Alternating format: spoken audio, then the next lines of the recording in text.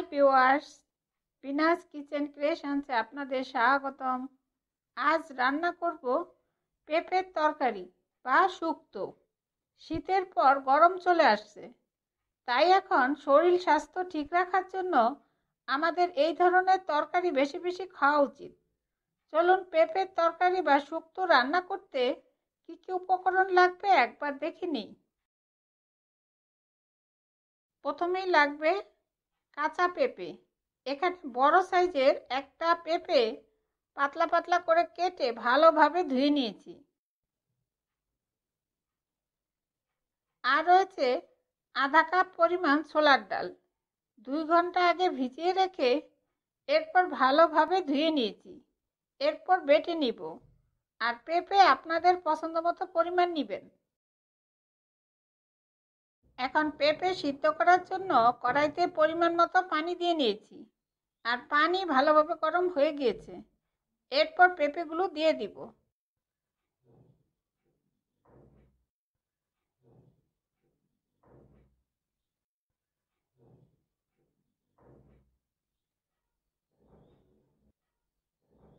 আর স্বাদ মতো লবণ আর অল্প হলুদের গুঁড়া দিয়ে পেঁপেগুলো ভালোভাবে নেড়ে ঢেকে 5 মিনিট অপেক্ষা করব, পেঁপেগুলো সিদ্ধ হওয়া পর্যন্ত।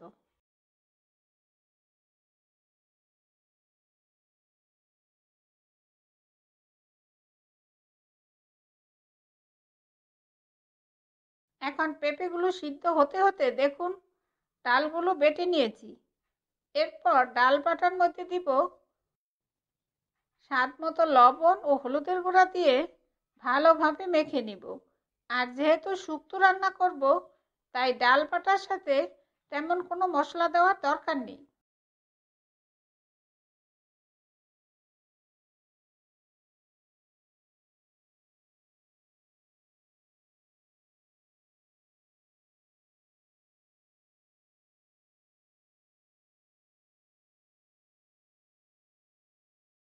এখন পেঁপেগুলো সিদ্ধ হয়ে গিয়েছে।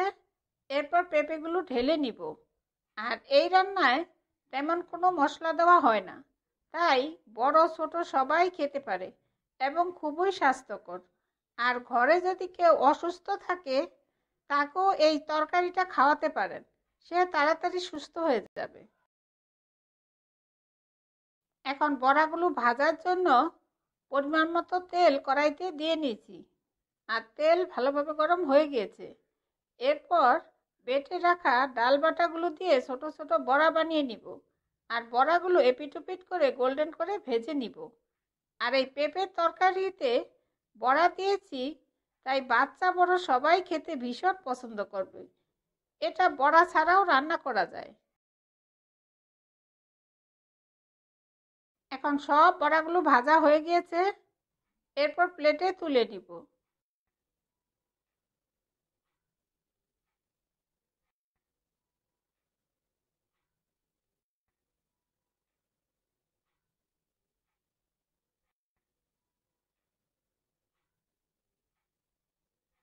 আর কড়াইয়ের এই তেলেই ফোড়ন দিব।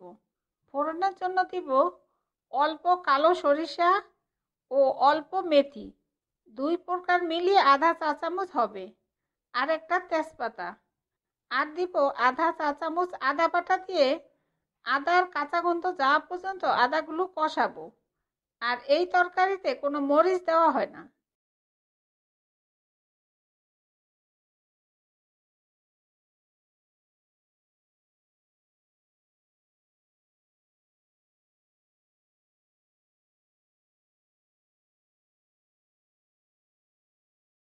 এখন আদাগুলো একটু ভাজা ভাজা হয়ে গিয়েছে।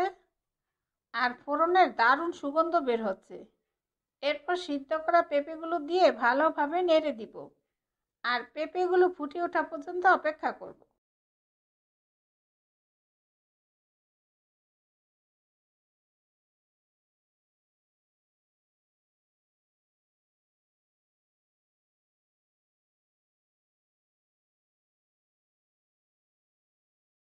এখন পেঁপেগুলো ফুটে উঠেছে। এরপর ঝোল একটু ঘন করার জন্য আধা চা চামচ চালের গুঁড়ার সাথে একটু পানি মিশিয়ে দিয়ে দিব। একে পিটালি বলে।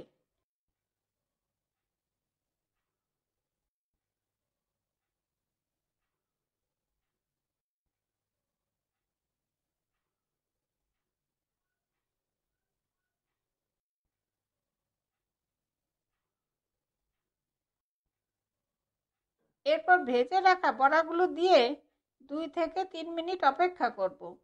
পেঁপের তরকারিটা একটু ঘন হওয়া পর্যন্ত, তবে ঝোল পাতলাই থাকবে, বেশি ঘন করা যাবে না, তাহলে এই তরকারিটা খেতে ভালো লাগবে না।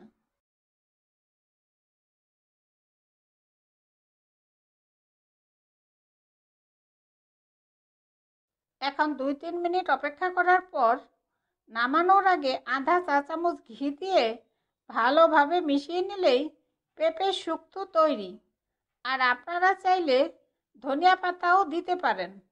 আর আধা চামচ গুড় বা চিনি অবশ্যই দিবেন। আমি দেইনি, কারণ মনে হচ্ছে মিষ্টি দেওয়া লাগবে না।